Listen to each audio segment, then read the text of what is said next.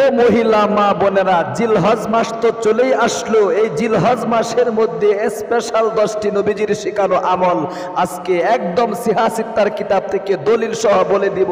যদি অনেক কষ্টে থাকেন, অনেক হতাশার মধ্যে পড়ে থাকেন, ঋণগ্রস্ততার মধ্যে যদি আপনি পড়ে থাকেন, ইনকাম করছেন, ইনকামের মধ্যে বরকত পাচ্ছেন না, যত ধরনের মুসিবত শুধু আপনার পরিবার সংসারে লেগেই থাকে, আপনার কপাল খুলে যাবে। আপনি এই জিলহজ মাসের প্রথম 10 দিনের স্পেশাল বিশ্ব নবীর শেখানো 10টি আমল আজকে শিখে যান। ইনশাআল্লাহ আপনার ভাগ্য আল্লাহ রাব্বুল আমিন পরিবর্তন করে দিবে। অনুরোধ করে বলবো, জীবনে অনেক সময় কিন্তু এদিক সেদিক নষ্ট করে থাকেন, একদম ইয়াকিনের সাথে বিশ্বাস নিয়ে আল্লাহর নবী বিশ্ব নবীর সিহাসিত্তার কিতাব থেকে আমি আমলগুলো দেখে দেখে বলে দিচ্ছি। আমলগুলো শিখুন এবং এই 10টি স্পেশাল আমল অবশ্যই আপনাকে জিলহজ মাসের প্রথম 10 দিন করতে হবে ইনশাআল্লাহ। প্রিয় দিনী ভাই এবং বোন, আল্লাহ রাব্বুল আমিন কুরআন আল কারীমের মধ্যে সূরা ফজরের মধ্যে জিলহজ মাসের প্রথম 10 দিনের ব্যাপারে কসম কে বলেছেন। আল্লাহ বলেন ওয়াল ফাজর ওয়া লায়ালিন আশর। আল্লাহ রাব্বুল আমিন কসম কে বলতেছেন। মুফাসসিরিনে কেরাম বলেছেন এখানে ওয়া লায়ালিন আশর 10 রাতের কসম। 10 রাতের কসম দ্বারা উদ্দেশ্য হলো জিলহজ মাসের প্রথম 10 দিন। আল্লাহু আকবার!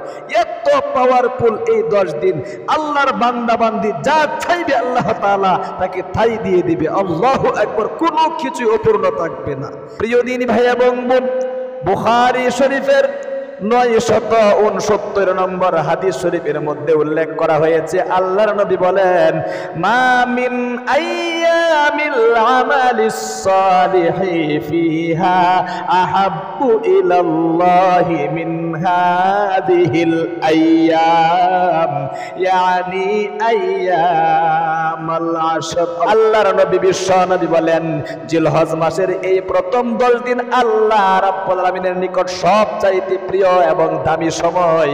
আল্লাহ রাব্বুল আমিনের বান্দা বান্দীরা যদি আমলগুলো করতে পারে, নবীজির বিশেষ 10টি আমল, আল্লাহ রাব্বুল আমিন তার ভাগ্যটাই কিন্তু পরিবর্তন করে দিবে। আল্লাহু আকবার! আমি একটা একটা করে সিহাসিত্তার কিতাব থেকে দেখে দেখে আপনাদেরকে বলে দিচ্ছি কি আমলগুলো আপনারা করবেন, কোন আমলগুলো করলে আপনাদের কপাল খুলে যাবে, সব সমস্যার সমাধান করতে পারবেন এই 10টি বিশেষ নবীজির শেখানো আমলের মাধ্যমে। প্রিয় দিনী ভাই এবং বোন, 1 নম্বর যে আমলটা করবেন, আপনি নামাজ আদায় করবেন, বেশি বেশি করে নফল নামাজ। সালাতুল হাজত নামাজ রয়েছে, তাহাজ্জুদের নামাজ এবং আওয়াবিনের নামাজ, শাস্তের নামাজ, যত নফল নামাজ রয়েছে এই সমস্ত নামাজগুলো যদি কোনো আল্লাহর বান্দা বান্দি আদায় করতে পারে আর আল্লাহ রাব্বুল আলামিনের নিকট কিছু তাসবিহ তাহলিল আদায় করতে পারে, আল্লাহ রাব্বুল আমিন তার কপাল খুলে দিবে। আল্লাহু আকবার! তাহলে 1 নম্বর বিশেষ আমল হলো নফল নামাজ বেশি বেশি করে পড়া, তাহাজ্জুদের নামাজ, আওয়াবিন নামাজ, শাস্তের নামাজ, তাহিয়াতুল ওযু, তাহিয়াতুল মসজিদ, অর্থাৎ এই সমস্ত নফল নামাজগুলো আপনি এই 10 দিনের মধ্যে যে যত বেশি পড়তে পারবে তার তত বেশি কপাল আল্লাহ তাআলা খুলে দিবে। এর 2 নম্বরে বিশেষ আরেকটি আমল এই 10 দিনের ভিতরেই করার কথা উল্লেখ করেছেন, সেটা হলো বিশেষ করে 9 জিলহজ আরাফার দিনে রোজা রাখা। আল্লাহু আকবার! শুধু আরাফার দিনের রোজা রাখার কথা এই হাদিস শরীফের মধ্যে উল্লেখ করা হয়েছে, কিন্তু আপনি যদি ইচ্ছা করেন 1 তারিখ থেকে নিয়ে 9 তারিখ পর্যন্ত আপনি কি রোজা রাখতে পারবেন। 1 তারিখ থেকে নিয়ে 9 তারিখ পর্যন্ত আপনি প্রত্যেকটা রোজায় রাখতে পারবেন, কোনো সমস্যা নেই। যদি আপনি চান তাহলে 2টা, 3টা, 4টা, 5টা আপনি কি রাখতে পারবেন, কোনো সমস্যা নেই। তাহলে কষ্ট করে হলেও কিন্তু আপনি কয়েকটি রোজা রাখবেন। এরপরে মুসনাদে আহমদের এক হাদিসে বিশ্ব নবী মুহাম্মদ আরবি সাল্লাল্লাহু আলাইহি ওয়াসাল্লাম এই জিলহজ মাসের প্রথম 10 দিনের বিশেষ 3 নম্বর যে আমলটা বলে দিয়েছেন সেটা হলো 1 নম্বর তাকবীর বলা, 2 নম্বর তাহমিদ বলা। তাকবীর মানে আল্লাহু আকবার, বেশি বেশি করে পাঠ করা। এরপরে 2 2 নম্বর তাহমিদ অর্থাৎ আলহামদুলিল্লাহ, আলহামদুলিল্লাহ বেশি বেশি করে পাঠ করা।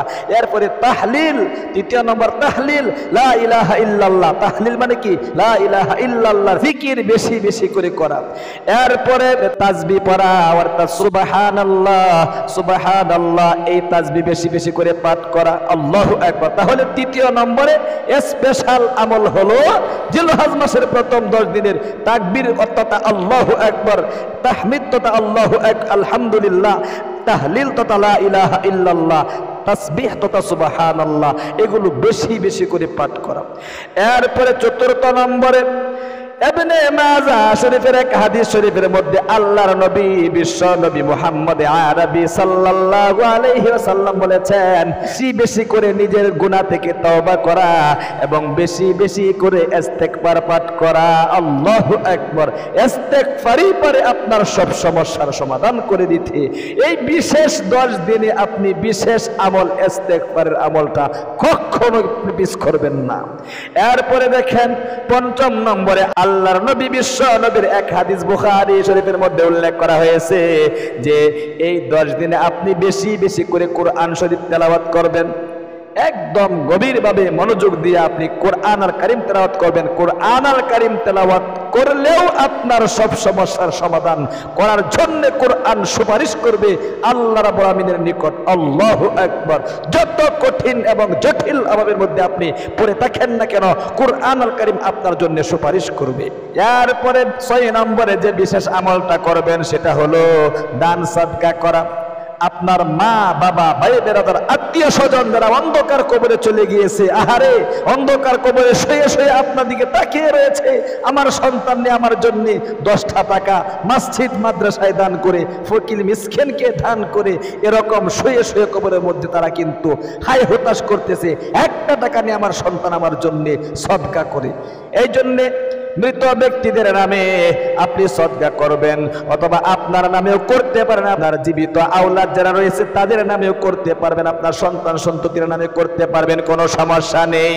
এরপরে আসুন 7 নম্বরে বিশ্ব নবীর আরেক হাদিসের মধ্যে পাওয়া যায়, বিশ্ব নবী বলেছেন যাদের সামর্থ্য আছে, যারা হজ করার সামর্থ্য রাখে তারা হজ করবে এবং উমরা করবে। আল্লাহু আকবার।